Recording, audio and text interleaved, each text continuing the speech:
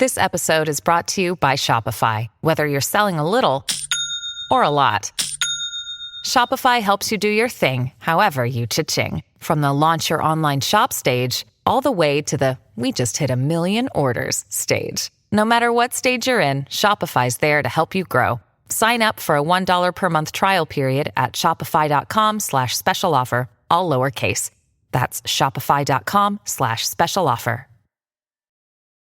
Before we get started, a heads up. This episode contains strong language and mentions suicide. It may not be appropriate for some listeners. In 1978, Cleve Jones and his circle of gay friends in San Francisco were trying to solve a problem. About how we need a symbol to unify us. Across the country, gay people were starting to recognize themselves as part of a broader politicized identity group. And the movement was searching for a visual marker to rally around. The options that were out there were imperfect. There was the lambda. The Greek letter L. What the hell does that mean? Lesbians had the labrys, a double-sided axe. Again, kind of obscure. There were intertwined gender symbols, 2 males or 2 females. Sounds dreadfully binary now, doesn't it? There was also the pink triangle. Today it's synonymous with the AIDS activism of ACT UP. But in the 70s, it was known only as the symbol the Nazis used to mark gay prisoners in concentration camps. And I remember somebody once saying to me, what's wrong with the pink triangle? Hitler? You know? For a liberation movement to come together, it does need what the pink triangle offers, a shared history of oppression and struggle, pain and loss. But it also needs an affirming narrative of belonging and joy. In 1978, the year of the Briggs Initiative, that's what the gay community was looking for, a symbol of hope. And San Francisco's Gay Freedom Day, a precursor to what we now call Pride, was the perfect opportunity to create something new. So I began to have this idea that we could have something to answer the pink triangle. Gilbert Baker, who died in 2017, was helping lead the decorations committee for Gay Freedom Day. He was a drag queen and a whiz with a sewing machine. This audio is from a talk he gave in 2012. The thing for me is I'm an artist. That was always my activism. It came from years of making gowns and dresses and Cleve calling up, needing a protest banner for some march. He had long hair. He was very dramatic. At one point he said, I don't know if I could ever really be close friends with anybody who's never taken LSD. Gilbert's co-chair on the decorations committee was a garment dyer with a priceless 1970s name. I was going around as Fairy Argyle Rainbow because I loved rainbows so much. Today, Fairy Argyle Rainbow goes by Lynn Segerblom. In 1978, she was 22 years old and working for a fashion designer. Gay Freedom Day was a big opportunity for her, the fabric dyer, and Gilbert, the master sewer, to show what they could do. Near the end of the parade route that day, marchers would walk through United Nations Plaza, where there were 2 80-foot flagpoles just begging to be gussied up. The organizers, they said, you want to do something with the flagpoles? According to Gilbert's memoir, the vision of a rainbow came to him while tripping on acid and dancing under a disco ball with Cleve. It's all the colors. It's the rainbow of humanity. He said it's a beautiful freak of nature. I liked that. Lynn remembers it differently. She says the idea came from her own aesthetic as Fairy Argyle Rainbow. Like if you open my closet, you would see everything of organized rainbow colors, pink through purple, shoes, pink through purple clothes, everything.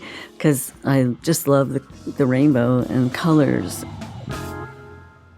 Whatever the origin was, Lynn, Gilbert, and a team of volunteers started making 2 different rainbow flags. So in 1978, it was natural everything, natural dye, natural fabric, hippie.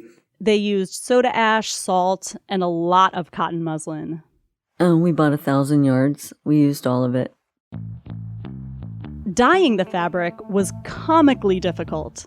They hand-dyed each strip separately in trash cans on the rooftop of the Gay Community Center.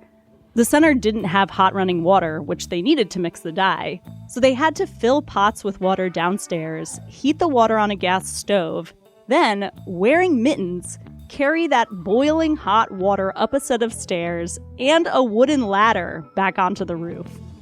Then, if they survived the trip, they had to stir the fabric constantly so the colors would set evenly. So we would mix all the dye bath, and then our arms would be stained like axe murderers. Next came the painstaking work of sewing the cotton strips together into 60-foot stripes. This went on for weeks, but it didn't feel like enough time. So once we started, I didn't stop. I just stopped for eating and sleeping. By the morning of June 25th, 1978, the flags were finally ready. Each one was 30 feet high by 60 feet wide, roughly the size of a 6-story building lying on its side. One of the flags was just 8 rainbow stripes. The other was a take on the U.S. flag, but with rows of rainbow colors instead of red and white, and bursts of tie-dye for the stars. Lynn says it took 3 people to load each flag into the bed of a truck. They were so big, no one was sure they would actually flap. I was worried, yes. I just thought, I see it in my mind. Let's see if we can do this. Hello? Hi, Scoop, can you hear me? Yeah? Okay, that? we're on the air. Yeah, it's coming over. Are we on the air? Yes.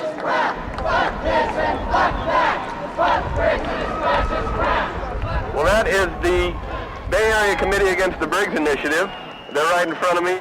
And the second and third group in the parade was lesbian teachers and gay teachers. They were chanting out of the closets and into the schools. The slogan for Gay Freedom Day was "Come out with joy, speak out for justice." An estimated 350,000 people flooded into the streets, almost twice as many as the year before, which was already the biggest gay demonstration ever.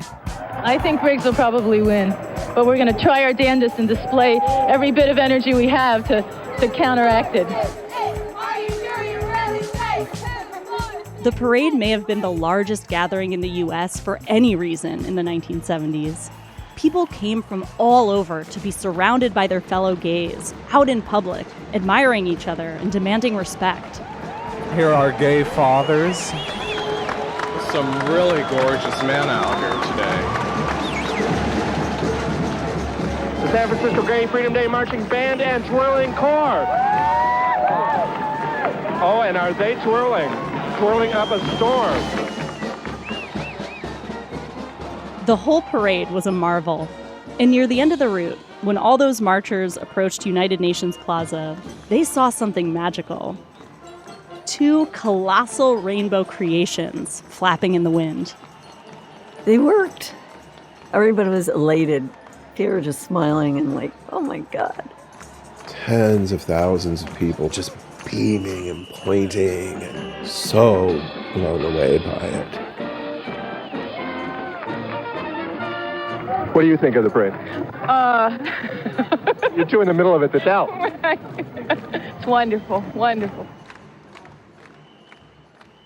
After many years and a few design tweaks, the rainbow flag, that beautiful freak of nature, would become the international symbol for the LGBTQ community. But on this June day in 1978, it was a vision of a better future. The reason so many of the people at Gay Freedom Day were working and fighting and coming out to stop John Briggs. Not just to escape the bad stuff, but to get more of the good stuff. More days like this one. This is Slow Burn, Gays Against Briggs. I'm your host, Christina Cauterucci. Just 4 months after the first gay rainbow flags flew over San Francisco, all of California would decide what kinds of lives gay people deserved to live. Activists on both sides of the Briggs Initiative were honing their pitches and fanning out across the state to make their cases to voters. As Election Day approached, they'd find themselves locked in a heated public debate, with one side preying on fear and the other campaigning for empathy. Common sense, of course, tells people that homosexuality is a most repulsive lifestyle. It is not only repulsive, it's immoral. Stop and think how weak his argument is for heterosexuality if the senator thinks that one gay teacher can change all society. This is episode 5, Strange Bedfellows.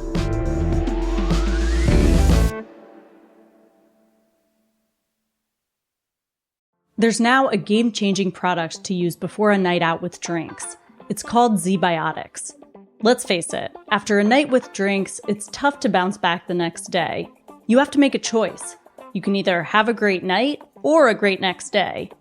ZBiotics is a surefire way to wake up feeling fresh after a night of drinking. ZBiotics pre-alcohol probiotic drink is the world's first genetically engineered probiotic. It was invented by PhD scientists to tackle rough mornings after drinking. Here's how it works. When you drink, alcohol gets converted into a toxic byproduct in the gut. It's this byproduct, not dehydration, that's to blame for your rough next day. ZBiotics produces an enzyme to break this byproduct down. Just remember to make ZBiotics your first drink of the night, drink responsibly, and you'll feel your best tomorrow. Go to zbiotics.com/slowburn to get 15% off your first order when you use Slowburn at checkout. ZBiotics is backed with a 100% money-back guarantee, so if you're unsatisfied for any reason, they'll refund your money, no questions asked. Remember to head to zbiotics.com/slowburn and use the code SLOWBURN at checkout for 15% off.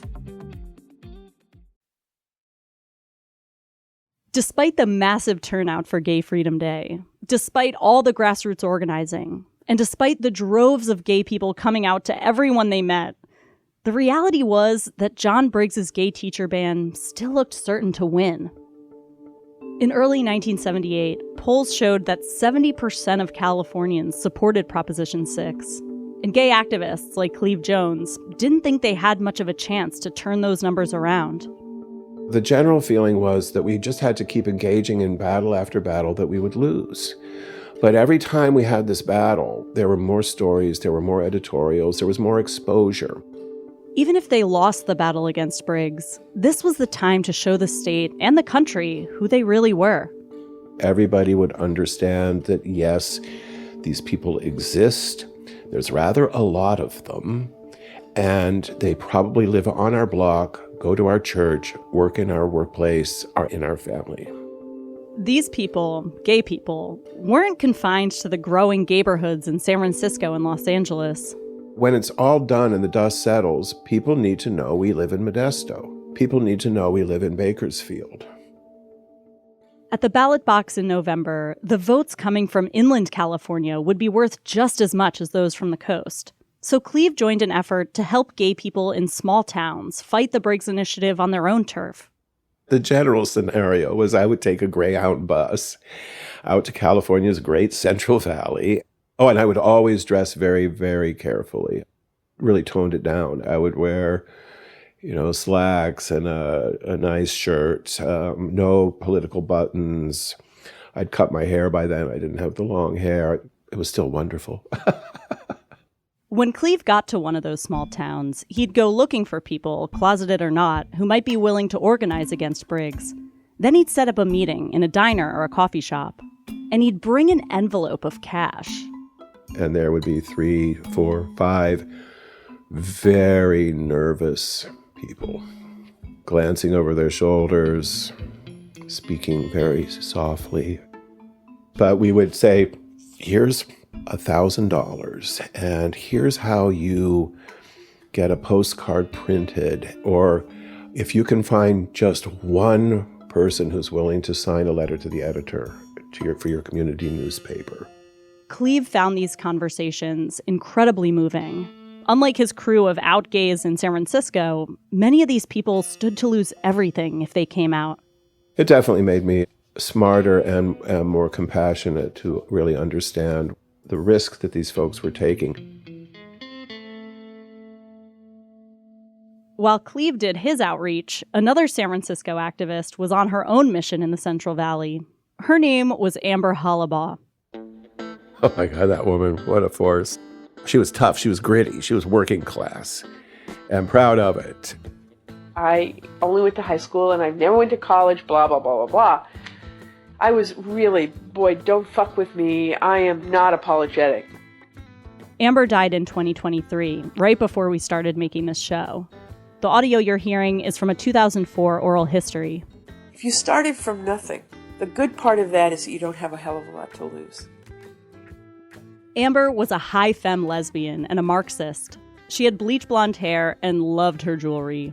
I'm devastated that I never got to meet her, because everyone who knew Amber told me that her ingenuity and passion were essential to their movement.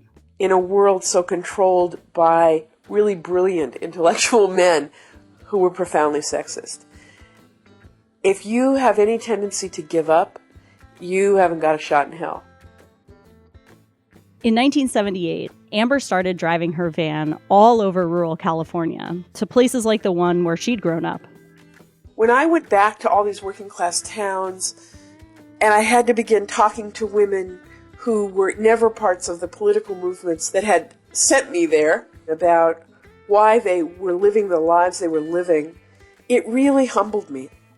She would just arrive and try to refute the lies that they were being told. The activist and professor Ruth Mahaney was Amber's roommate for a time. She says that Amber would start out by looking for one friendly person. Anybody that had a No on 6 bumper sticker, she would follow them and make them stop. She would jump out of her van and say, "Hi, I'm a lesbian and I want to talk to you." Like Cleve, Amber convened small meetings to strategize against Prop 6. But she also went a step further. She would end up debating somebody in the school gymnasium, and the whole town would come. Often it was a minister. And I had to learn how to make an argument. And there's nothing like evangelical, religious. I mean, if you listen to the way that they move an audience, and if you debate those people, you better be able to step up to the plate. One of Amber's debate opponents was a Baptist pastor named Royal Blue. And his approach was truly horrifying. Historian Lillian Faderman. He was asked by the audience what should be done about gay people, and he actually said, "Well, I think we should find a humane way to get rid of them all. That is, to exterminate them." Amber looked around the room. She saw that most of the audience was over 50, which meant a lot of the men had probably served in World War II.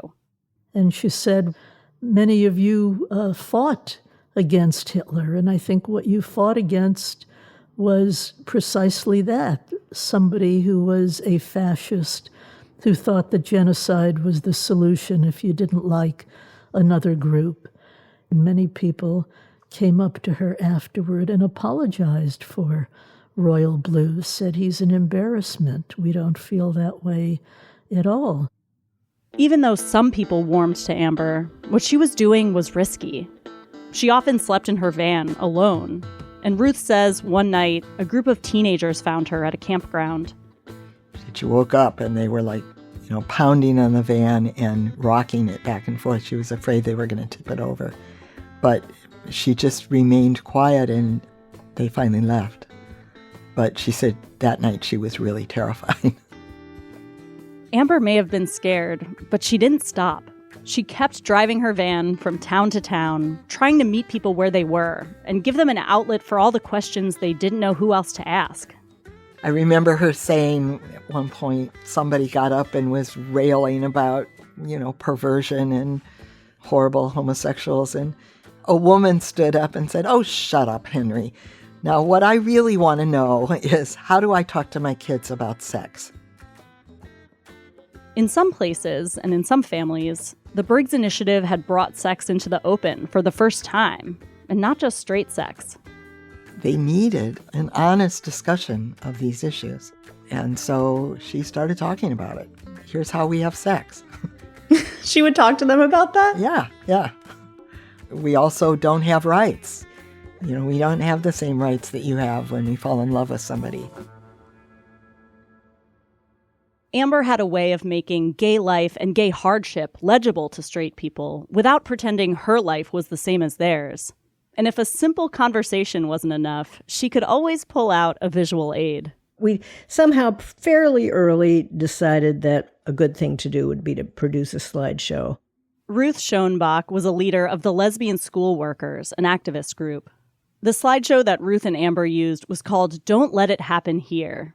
It included 161 slides, an 11-page script, and excruciatingly detailed instructions. When Ruth and I looked them over together, we started at the very beginning. You don't want me to read plug in the extension cord? The lesbian school workers presented their slideshow at community centers, schools, all over the place. There were newspaper listings advertising it, and apparently people would just show up for a slideshow presentation that they read about in a newspaper. What they showed up for was a kind of seminar on where the Briggs Initiative came from and why it was dangerous. I asked Ruth to read a bit of the script. A fundamental part of Briggs's image of the ideal family is that sex roles are rigidly defined. Because gays challenge these ideas, Briggs uses gays as a scapegoat for people's fears about the changes in traditional family life. The slideshow covered a lot of ground. There was material about Japanese internment camps and the KKK, photos of neo-Nazis and abortion rights protesters. And partway through, just before the presenter switched out the carousel for the next set of slides, she would play a song by the folk singer Bonnie Lockhart. Ruth, bless her, agreed to sing it for me. Well, they've got women prison guards and I still ain't satisfied. The next slide, a close-up of a face behind bars. With so many still behind bars and I still ain't satisfied. And now we see campaigns of hate and I still ain't satisfied. Photos from a gay rights protest. We love our kids. We want our rights back. We'll stop John Briggs. We're gonna fight back. And I still ain't. Whoa, they lied. I still ain't. Whoa, they lied. I still ain't. Whoa, they lied. I still ain't satisfied. Whoa, they lied. I still ain't satisfied.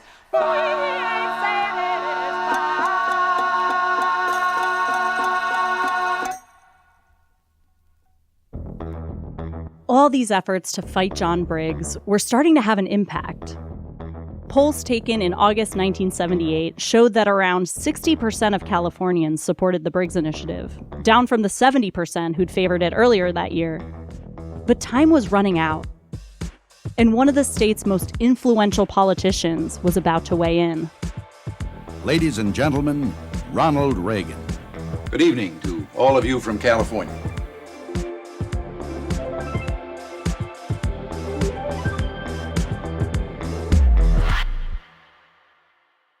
We'll be right back.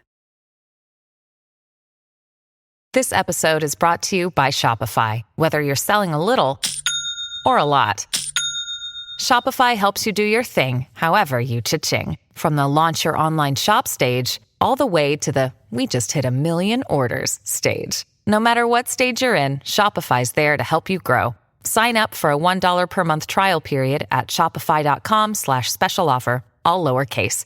That's shopify.com/special offer. Did you kill Marlene Johnson? I think you're one of the first people to have actually asked. From WBUR and ZSP Media, this is Beyond All Repair, a new podcast about an unsolved murder that will leave you questioning everything. Somebody should be in jail for murdering my sister. A woman who's never been believed. As long as they think I have done this, then they're not looking for who actually did this. And that's what makes it a cold case. No, it's a botched case. And a search for the truth, once and for all. Wow, it just gets more interesting. Beyond All Repair. Listen and follow wherever you get your podcasts. Be careful. You're digging in a place that's been very peaceful for a while. Do it anyway. Dig.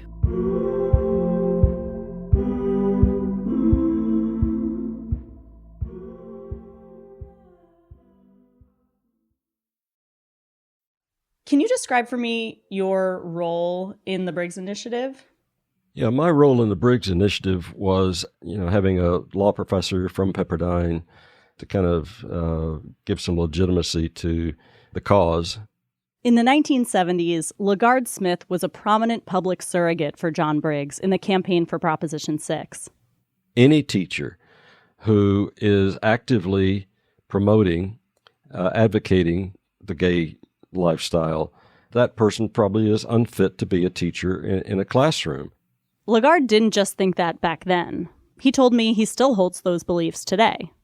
The gay rights agenda, it was planned. We need to get into the military. We needed to get into the schools. We need to get into the churches. We need to get into the government. We need to get into every crevice of society that we possibly can to promote the gay lifestyle, to make it legitimate. It's interesting to hear you talk about, we got to get into the military, got to get into schools. It's kind of a corollary to what Harvey Milk, as you know, the big activist on the other side on this issue, was saying, we need to come out to show people we are already in those places. Yeah. And, when you start to hear those things, then you say, you mean they're in the schools? They're already embedded into that system. Then we need to do something about that.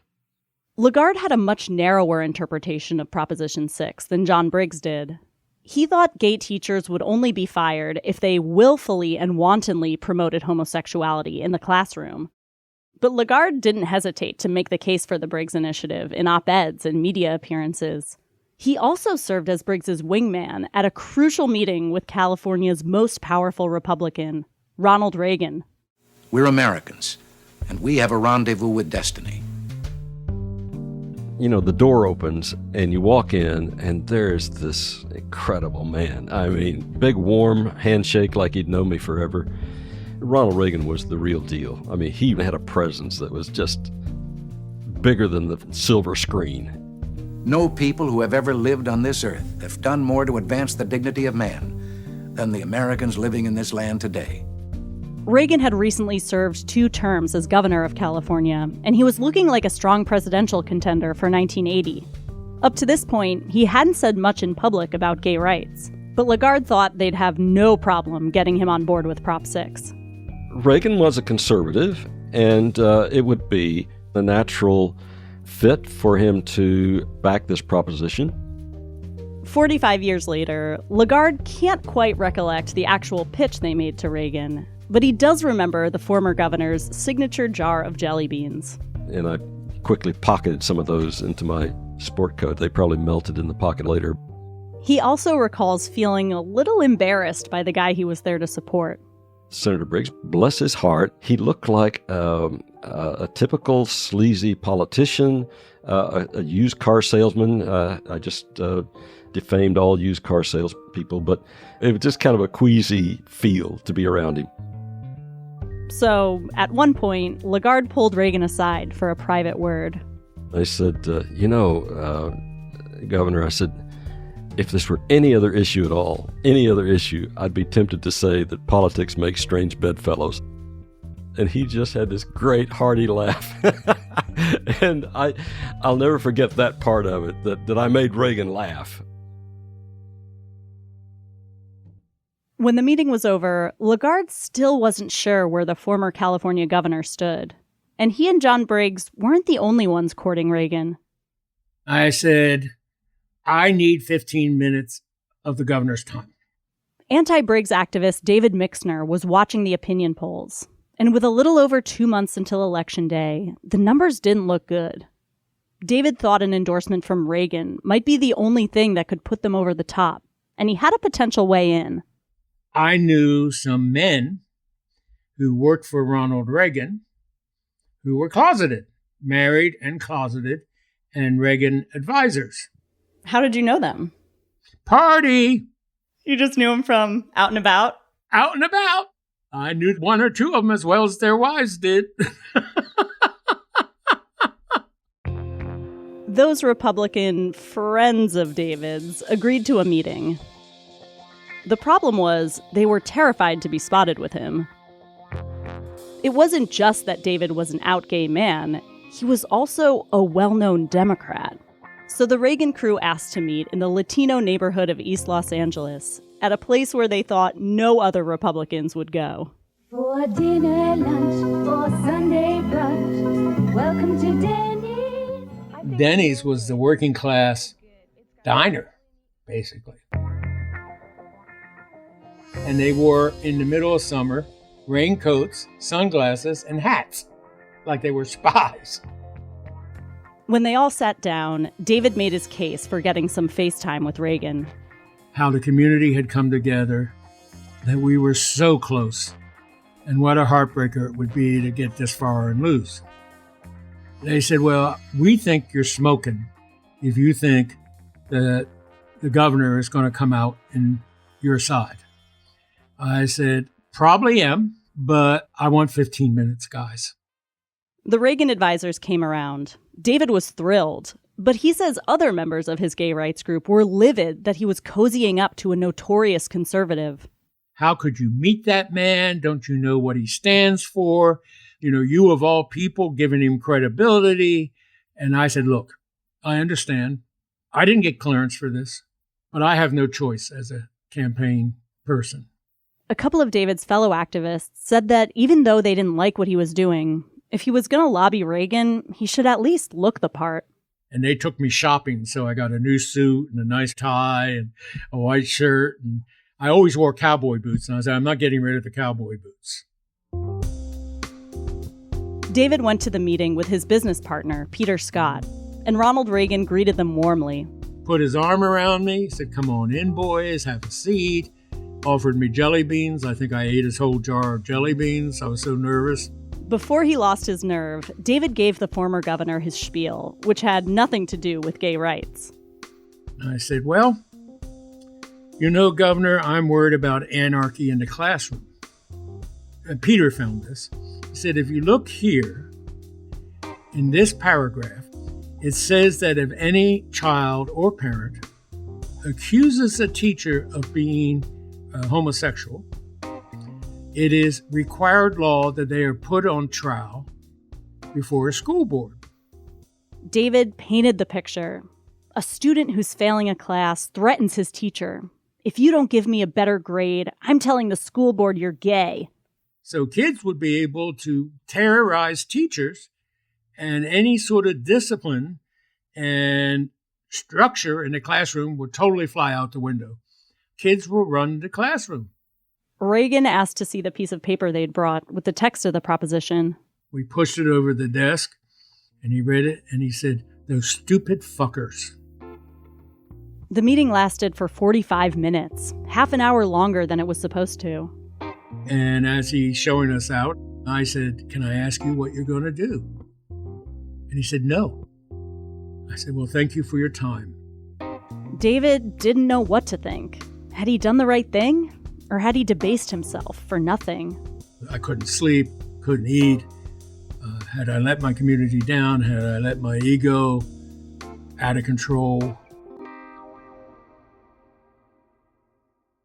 In late September, with a month and a half to go before the election, Ronald Reagan took his stance on Prop 6. He wrote, I don't approve of teaching a so-called gay lifestyle in our schools. But then he repeated David Mixner's argument. He said that the Briggs Initiative would give students the power to trigger costly, reputation-trashing hearings. If Prop 6 passed, Reagan wrote, innocent lives could be ruined. About 1,800 people threw it on my desk, called, arrived at the headquarters to celebrate. I wanted to cry. I was so relieved. We sent it everywhere, and we called all of our organizers and had people go door to door in Orange County and what we consider toss-up precincts, saying we want you to know that Governor Reagan is on our side. Question: what do Ronald Reagan, Gerald Ford, Jimmy Carter, and Mayor Pete Wilson have in common?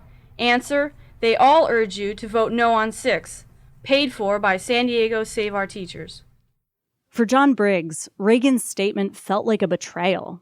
I cannot believe, and I will not believe, that Governor Reagan is in favor of public homosexual school teachers teaching children in California. I cannot believe the Hollywood crowd has gotten Governor Reagan to move into that position. I will only believe it when Governor Reagan says, I'm against parents and I'm for homosexuals. When I hear that, then I'll believe it. Obviously, Reagan never said anything like that. But when it comes to his legacy in gay America, his years-long silence on AIDS speaks much louder than his statement against Briggs. As president in the 1980s, Reagan ignored the AIDS crisis while tens of thousands of people died. But in this moment, with the first statewide referendum on gay rights closing in, Reagan's decision mattered. Here he is in 78, the champion of the gay community. And I don't know if he believed in it or if he didn't. I don't know. Ron Briggs knew his father had been desperate for Reagan's support. But as the vote drew closer, John Briggs did get another endorsement. So I get this letter, and on the outside it said, American Nazi Party, with a swastika. I'm like, oh, shit. It says, Dear Senator Briggs, we're here to offer you our support to thwart the homosexuals, something like that. News of that letter eventually became public, and a Nazi spokesman told a reporter, our stormtroop section is always ready to take to the streets. I saw that thing, like, oh my God, we're on the wrong side of this thing. We certainly can't be with the Nazis, man. The Briggs campaign publicly disavowed the American Nazi Party, but the Nazis' support gave credence to an analogy gay activists were already making. Gay leaders here say the current backlash is reminiscent of Nazi Germany. Let me bring up the point that when Hitler started, he started by banning Jewish teachers. Yeah, but you see, Hitler had the dictatorial power of doing what he wanted to do. I'm submitting this to a democratic referendum of the people to make that decision. I'm not making that decision. John Briggs didn't see himself as any kind of villain. In his mind, he was a man of uncommon bravery, fighting against the odds for what he knew was right. The real Nazis were all the people who opposed Prop 6. I feel that a great Holocaust is occurring here in this country when nobody will stand up and speak for children, but everybody is willing to stand up and speak for homosexuals. We'll be back in a minute.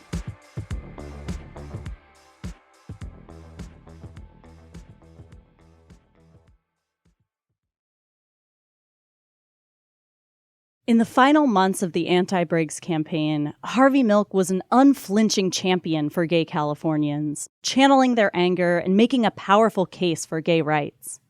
The time has come from all over this country to people to say, no more dreaming, the time has come to awake.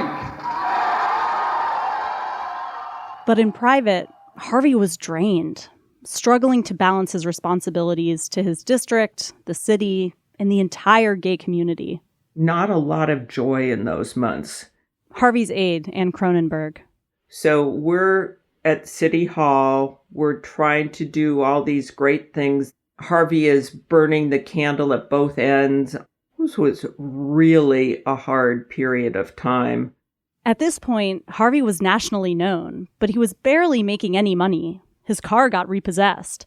And when the landlord for Castro Camera more than tripled his rent, the unofficial mayor of Castro Street had to relocate his shop a couple of blocks away to Market Street. He talked about that move in an interview with a local documentary crew. How does it feel to be moving out? Sad. 5 years, it was more than just a camera store. It was kind of like a place for people in the neighborhood to come and to find out what's happening or to get help. And I think a lot of people are going to miss it. Then, at the end of August, about 2 months before the Briggs vote, things took an even darker turn in Harvey's personal life. My phone rang, and I picked it up, and it was Harvey, and he said, Jack killed himself. Jack Lira was Harvey's partner of more than a year. When Harvey got home from work on August 28th, 1978, he found Jack dead and a slew of angry notes.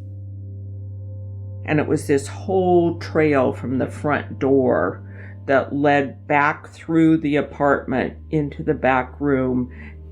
It's like, oh my God, Harvey, have you called the police? He said, I just called you. Harvey blamed himself. Jack had been giving him a hard time about all the long hours he'd been working. Jack had actually called Ann multiple times that day, begging her to pull Harvey out of his Board of Supervisors meeting. But Harvey couldn't leave. It's impossible to say with certainty why someone dies by suicide.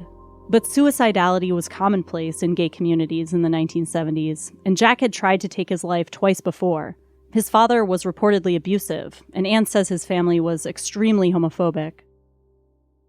In an interview with the San Francisco Examiner after Jack's death, his father said, "He's my son and everything, but he didn't have the guts to face reality." The article ends with Harvey fighting back tears, telling the reporter, life hasn't been exactly satisfying for Jack. I mean, here he is campaigning for hope, and there's hope for young people. And here his own lover had no hope. I mean, it weighed on him really heavily. Harvey got a mountain of sympathy notes from lesbians and gay men whose own partners had died by suicide. Those letters surely reminded him of exactly what he was fighting for, and maybe convinced him that he couldn't afford to take a break, because the campaign was nearing its final phase, and John Briggs showed no signs of slowing down. I believe I'm appealing to common reasoning that most adult people in this society understand that homosexuals have a proclivity for young boys. Briggs was flooding the media in the fall of 1978. Wherever you looked, there he was, airing his views on television, on the radio, and in a series of high-profile public debates.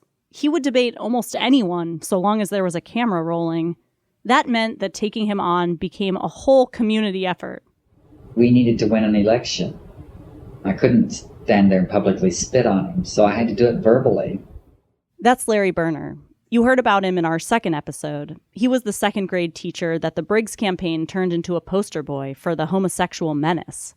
Now, with Election Day creeping closer, Briggs came to Larry's hometown in Sonoma County to debate him in front of hundreds of his neighbors. Up on stage, Larry felt like he was standing in for every gay person who would never get the chance to tell John Briggs off. That is why I and tens of thousands of other lesbians and gay men are risking our careers, our social standing, and our personal relationships to expose your campaign of hate and contempt for our lives. Briggs fired back. He said that society had decided gay people weren't good enough for the army or the institution of marriage, so how could they be good enough to teach America's children? Somebody one time said, just give me a generation of teaching children, and I will have that country. And that is what this issue is all about, is children. And in which direction will they be turned? You would have any teacher dismissed because that teacher stated the truth that many gay people lead productive and fulfilled lives. Larry told Briggs that his mind was in the gutter. He said, the children at my school are not obsessed with my sexuality, as you seem to be. After the debate, an area radio show proved Larry's point in an interview with the child of a lesbian mother. How old are you, Joel? 8. Do you think that it's going to matter to you whether your teachers are gay or not? No, I don't think it matters if my teachers are gay or not. How come? 'Cause I just don't care. I really hope gays and straights will be friends soon. The debate between John Briggs and Larry Berner in Sonoma County got plenty of media coverage, but it was the matchups between Briggs and Harvey Milk that dominated the final weeks of the campaign. After circling each other for more than a year, the two men were finally facing off, with the fate of gay Californians hanging in the balance. We are saying that a gay person should have the right to say, I am gay, that it is a part of society, period. In the No classroom? more. In the classroom? In the classroom, out of the classroom, because it is a part of society. One of the first Milk-Briggs debates was at a fancy Italian restaurant. They sat awkwardly at a small circular table with a moderator between them. Their conversation went far beyond gay teachers, touching on biology, civics, and sex. And unlike the winning conservatives in Eugene, Oregon, who had tempered their anti-gay message to win over a more liberal audience, Briggs was gunning for maximum moral panic. We don't allow prostitutes to do that in the classroom. We don't allow drug addicts. We don't allow thieves, and we don't allow alcoholics. Why? Because that's considered to be immoral. Are you talking about what Christ said is moral? No, I'm talking about what the standards of this society is. We do not Who allow sets the standards? People. The debate is painful to listen to. It's one person fighting to be seen as fully human, trying to stop a new law from devastating his community. and another with a political agenda, trying to advance his career. Children learn by example. Children emulate. People need heroes. The reason you wanted to be elected to high office is so you could recruit and convert every young adolescent homosexual. Those are your own words. I read it in the article. My statement was, I'm a role model to the young gay people, people who are already established themselves as gay, period. You're the one who keeps bringing up this phony recruitment. John Briggs was a shifty opponent, and Harvey Milk wasn't practiced in the art of debate. But Harvey had someone in his corner who knew how to win any argument. His partner in the anti-Briggs campaign, Sally Gearhart. She was a rhetoric teacher. That was her craft. Sue Englander was a member of the anti-Briggs group Bakabi. Someone asked Sally what she thought of Harvey as a debater, and she said, oh, he was such an amateur. And that she had to give him points about how to address the kinds of questions that John Briggs would put forward. A little more than a week after the Italian restaurant debate, the two men met again at a packed high school gymnasium. And this time, Harvey had an answer for the allegation that gay teachers recruit their students into homosexuality. I was born of heterosexual parents. I was taught by heterosexual teachers in a fiercely heterosexual society. And why am I homosexual if I'm affected by role models? I should have been a heterosexual. And no offense meant, but if teachers are going to affect you as role models, there'd be a lot of nuns running around the streets today. John Briggs didn't seem to care that he was getting owned in public. He loved the attention, and he thrived on conflict. His son Ron remembers a trick his dad used to play to throw his opponents off their game. When you going on live TV or live radio, the producer or whoever the stage guy is, he'll go 3, 2, 1 with their fingers. And when he got to 2, Dad would generally lean over and says, hey, is it true you really take it up the ass? The campaign's climactic showdown came just a few weeks before the vote. And this time, Harvey wasn't taking on John Briggs alone. And representing the Bay Area Committee against the Briggs Initiative is Sally Gearhart. Harvey and Sally knew a lot was riding on this debate, which was held at a public television station. It was their last big chance to reach undecided voters. In an interview a few years later, Sally said that she and Harvey wanted to project a conservative image. They decided they would dress as what they called Mama and Papa USA. So a half hour before we start to leave for the television station, Harvey calls me and says, I've lost my earrings, dear. Whatever shall I do? That night, Sally and Harvey were up against Briggs and his favorite pastor. And Briggs made some wild arguments. At one point, he conceded that heterosexual teachers do molest children, but he said that there were just too many straight people to ban them all from public education.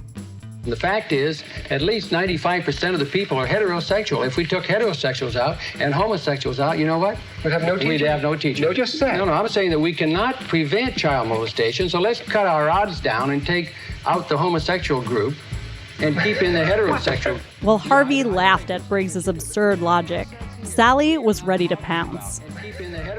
Why take out the homosexual group if it is more than, overwhelmingly it is true that it's the heterosexual men, I might add, who are the child molesters. I believe that's a myth. I've never seen senators, the FBI, the National Council on Family Relations, the Santa Clara County Child Sexual Abuse Treatment Center, and on and on and on. The fact that she mustered the facts was incredibly important. She came to that debate prepared. John Briggs did not. The election was almost here, and the time for arguments was over. Now, all that mattered was staying motivated and getting out the vote.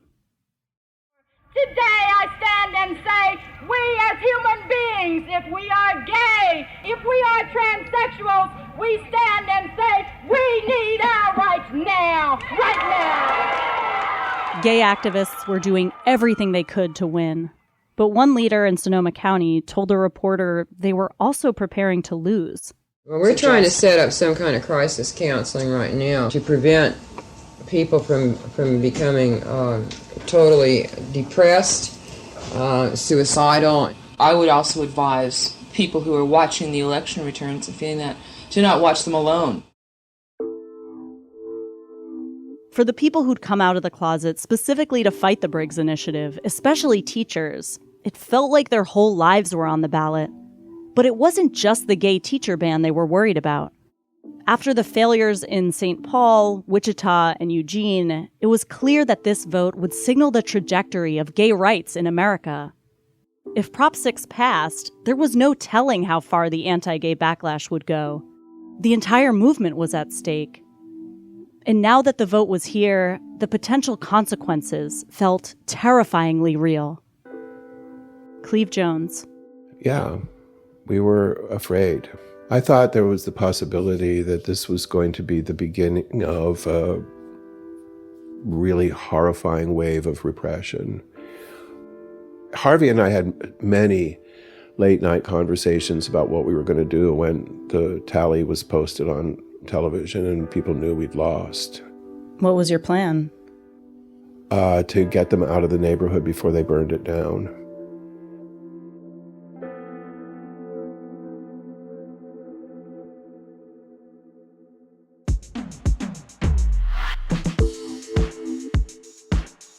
Next time on Slow Burn.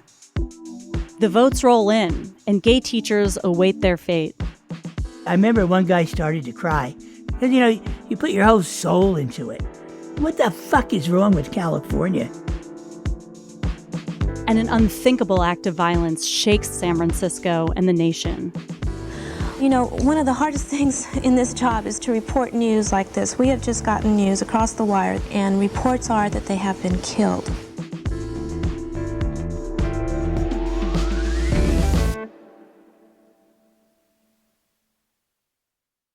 The tension is building in San Francisco. With the Briggs Initiative vote inching closer, the future of gay rights hangs in the balance. In the final 2 episodes of Slow Burn, Gays Against Briggs, we'll revisit the seismic events of November 1978 and May 1979. You'll hear about the outcome of the Prop 6 vote, an unthinkable act of violence at City Hall, and the queer community's explosive response to a tragic miscarriage of justice. You can listen to episodes 6 and 7 of Slow Burn, Gays Against Briggs right now by subscribing to Slate Plus. Join now by clicking subscribe at the top of the Slow Burn show page on Apple Podcasts, or visit slate.com/slowburnplus to get access wherever you listen. This season of Slow Burn was written and produced by me, Christina Cauterucci. If you or anyone you know are in crisis, you can contact the National Suicide Prevention Lifeline anytime. Just dial 988 or visit 988lifeline.org. Slow Burn is produced by Kelly Jones, Joel Meyer, and Sophie Summergrad. Josh Levin is the editorial director of Slow Burn. Derek John is our executive producer. Susan Matthews is Slate's executive editor. Merritt Jacob is our senior technical director. We had engineering help from Madeline Ducharme. Our theme music was composed by Alexis Cuadrado. Ivy Lee Simones did the cover art, which features an image of Silvana Nova from a poster designed by Larry Hermson and the Too Much Graphics Collective. We had production help from Emily Gaddick, Kimbra Moniz-Edwards, Jude Jaffe-Block, Mike Maines, Dave Clark McCoy at Studio Pods Media, Jonathan Davis, Jared Downing, Andrew Frankel at Garden of Sound in Los Angeles, and the Women's Audio Mission in San Francisco. Some of the audio you heard in our show comes courtesy of KSFO and the Gay, Lesbian, Bisexual, Transgender Historical Society. Larry Berner's oral history is from the Hormel LGBTQIA Center at the San Francisco Public Library. Amber Hollabaw's oral history is from the Sophia Smith Collection of Women's History at Smith College Libraries.